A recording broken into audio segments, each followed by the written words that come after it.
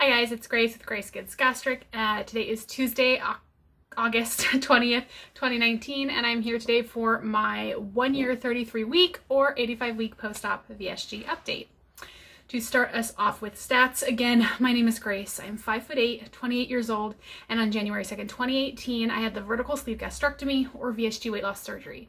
My highest weight ever recorded was 354 pounds in May of 2017, and I was required by my insurance to do a 6-month medically supervised weight loss diet. And over the course of that 6 months, I lost 35 pounds, so my starting weight day of surgery was 319 pounds.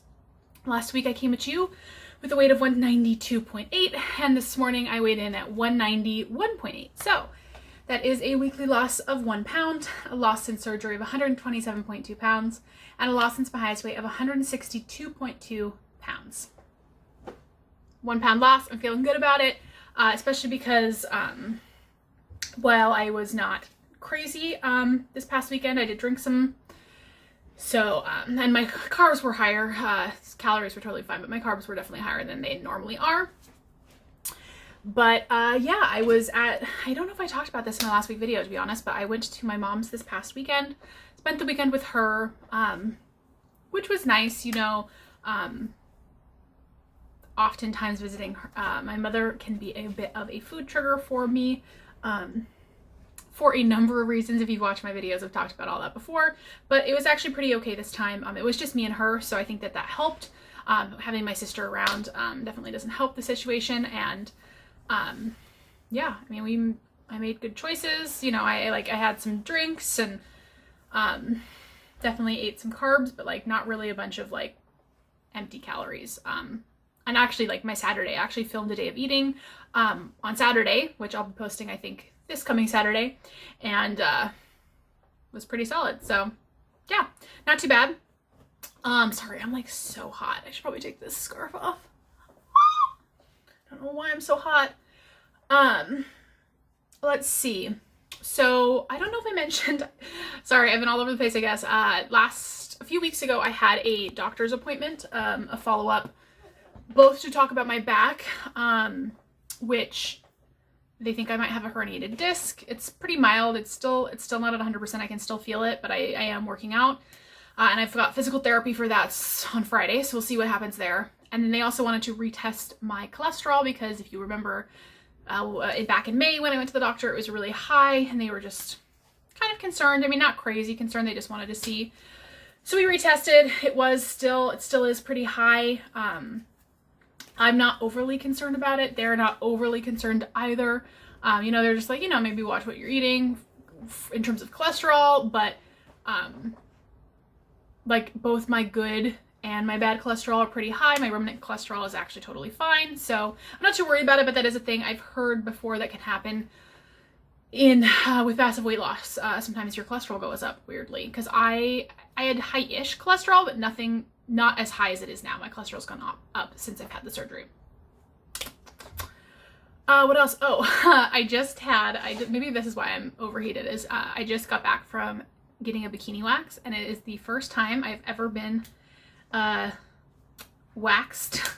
I've had a brow wax before, but that's the only thing I've ever had waxed on my body, and it was an interesting experience. It wasn't too bad, honestly. So kind of an MSV. I've never got waxed before because when I was bigger, I've heard people say like it's fine, like it doesn't matter if you're bigger, but I just was always way too self-conscious about that, about my size, my weight, and even now, you know, like I still have a lot of loose skin down there. It's not like a cute thin girl belly situation. There was definitely a lot of holding of skin, but it was fine. Like I'm at a point now where I'm more confident in that kind of thing, so I wasn't too concerned. I'm also a total baby when it comes to pain, but the pain was actually pretty manageable. We'll see how the recovery goes.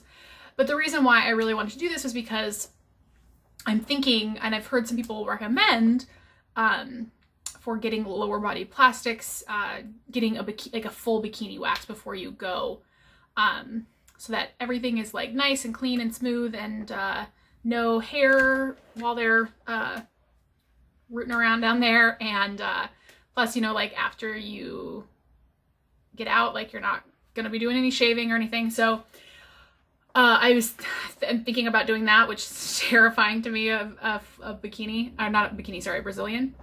So I was like, maybe I'll start with the bikini and see how that goes. So it went fine. Yeah. But, you know, NSV, so I thought I would share. The other thing is, you know, related to plastics, as everything is these days.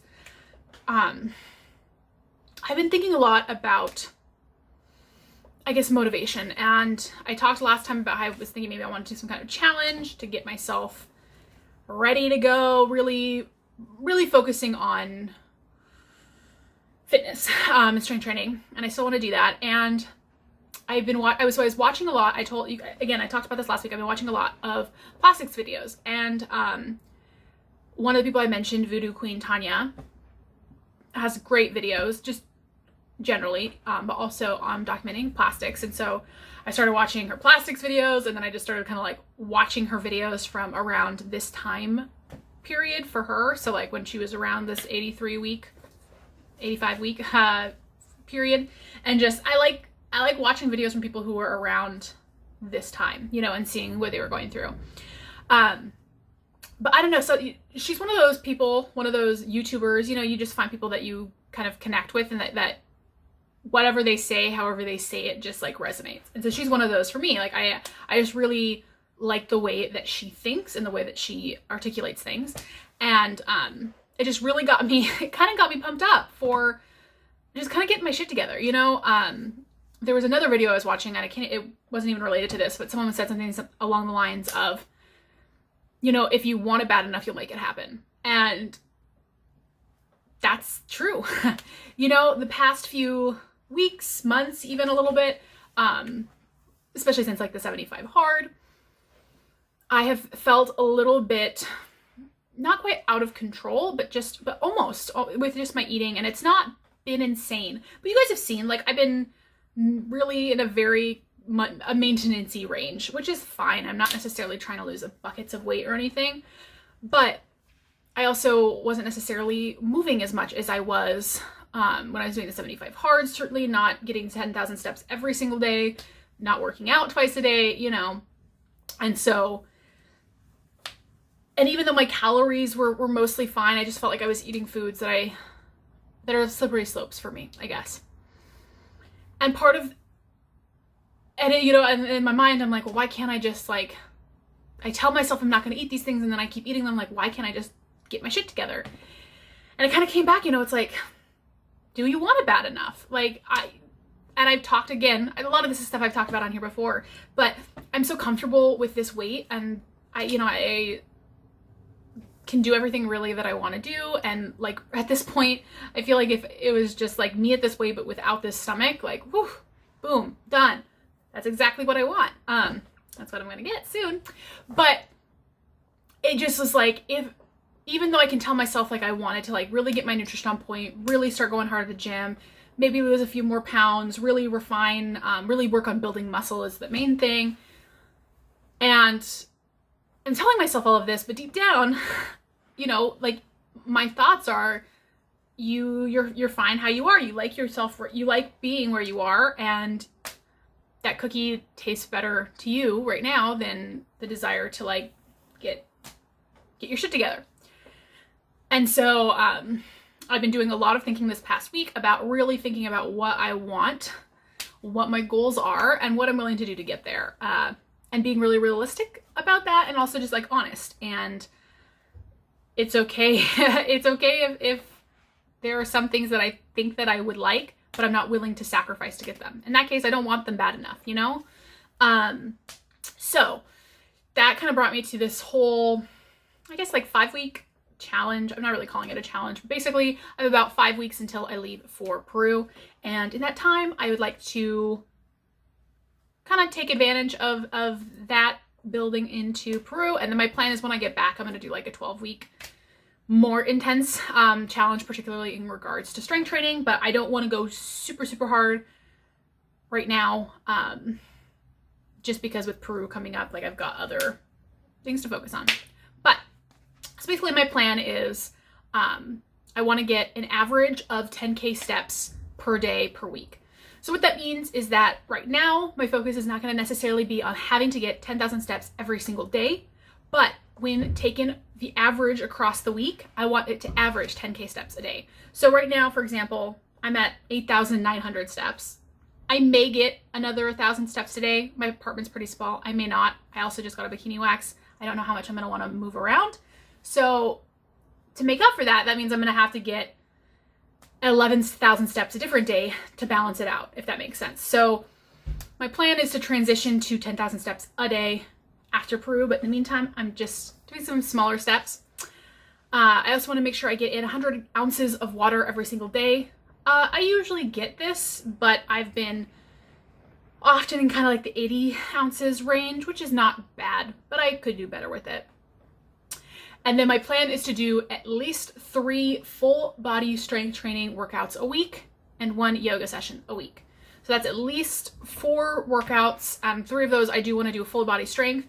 I actually decided to spend a bit, splurge a little bit, and I bought Stephanie Buttermore's newest training program. It's kind of like for beginner advanced, and it has different ones in there, and there is a 3-day full body split.